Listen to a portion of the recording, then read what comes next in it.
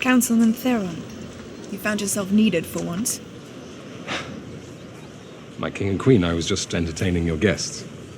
I'm sure. Before you speak, Persian, know that in Sparta, everyone, even a king's messenger, is held accountable for the words of his voice. Now, what message do you bring? Earth and water. You rode all the way from Persia for earth and water. Do not be coy or stupid, Persian. You can afford neither in Sparta. What makes this woman think she can speak among men? Because only Spartan women give birth to real men. Let us walk to cool our tongues. If you value your lives over your complete annihilation, listen carefully, Leonidas. Xerxes conquers and controls everything he rests his eyes upon. He leads an army so massive, it shakes the ground with its march. So vast, it drinks the rivers dry. All the God King Xerxes requires is this, a simple offering of earth and water, a token of Sparta's submission to the will of Xerxes.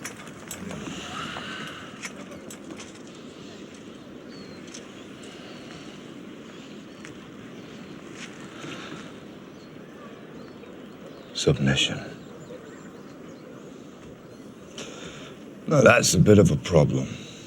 See, rumor has it, the Athenians have already turned you down. And if those philosophers and boy lovers have found that kind of nerve, then... We must be diplomatic. And of course, Spartans have their reputation to consider. Choose your next words carefully, Leonidas. They may be your last as king.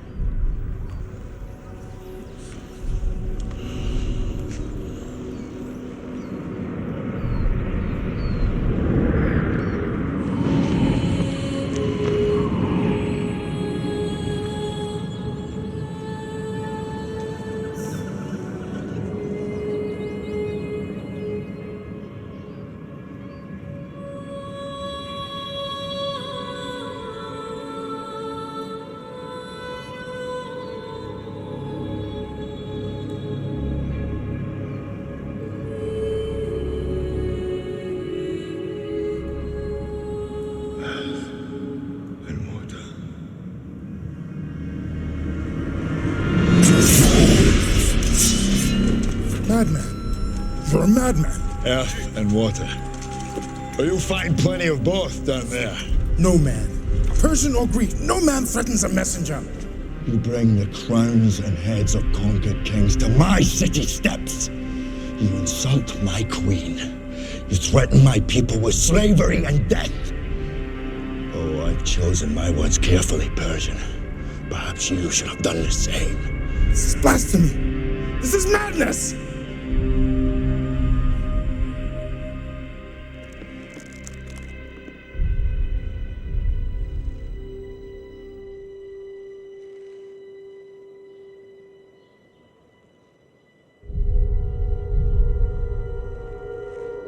Madness.